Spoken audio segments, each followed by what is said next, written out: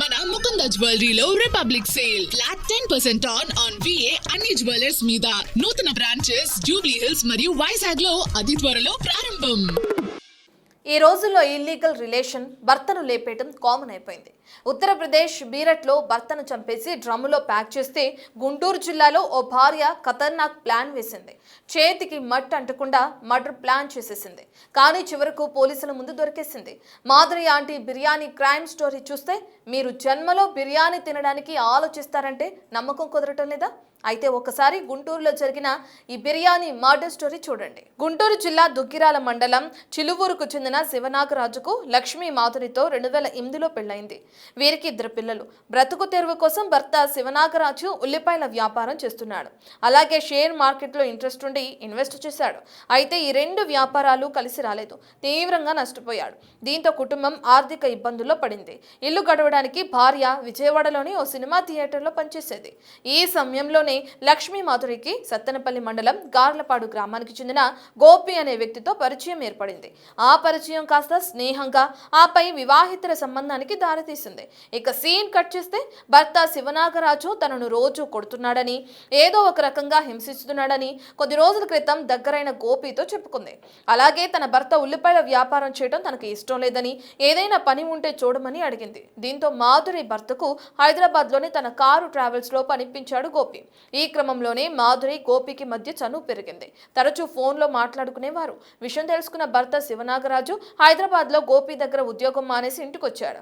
గోపితో నడుపుతున్న రిలేషన్ పై భార్యను నిలదీశాడు. దీంతో భర్త అడ్డు తొలగించుకోవడానికి ప్లాన్ వేసింది భార్య మాధురి. పథకం ప్రకారం భర్త పేరుతో ఉన్న ఆస్తిని తన పేరు మీద రాయించుకుంది. ఆ తర్వాత భర్తను హత్య చేసేందుకు గోపితో పాటు అతని స్నేహితుడు సురేష్ ను రంగంలోకి తెప్పింది.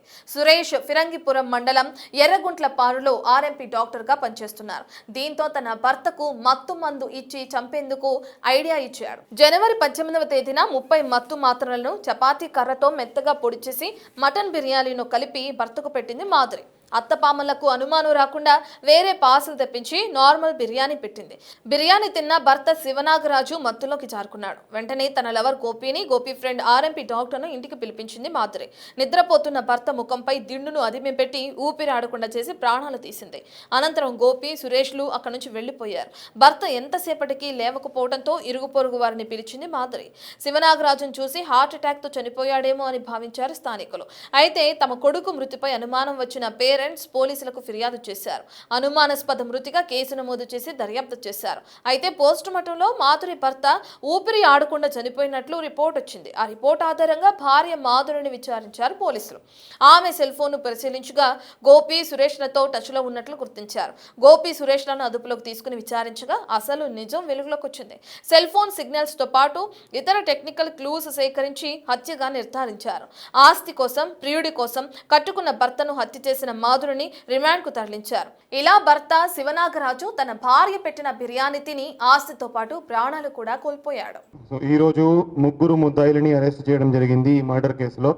సో ఈ కేసుని 194 BNSS నుంచి మర్డర్ కింద ఆల్టర్ చేయడం జరిగింది.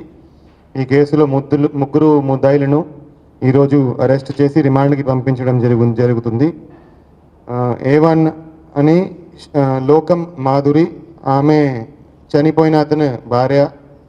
అదేవిధంగా A2 కొండవీటి గోపి, అతను A1కి లవరు.